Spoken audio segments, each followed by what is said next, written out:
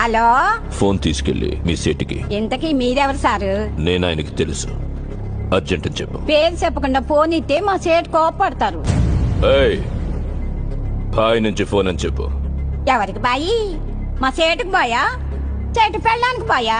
నేను ఖల్లీదిని మాట్లాడుతున్నాను. ఇంతకే నువ్వేం చేస్తావు?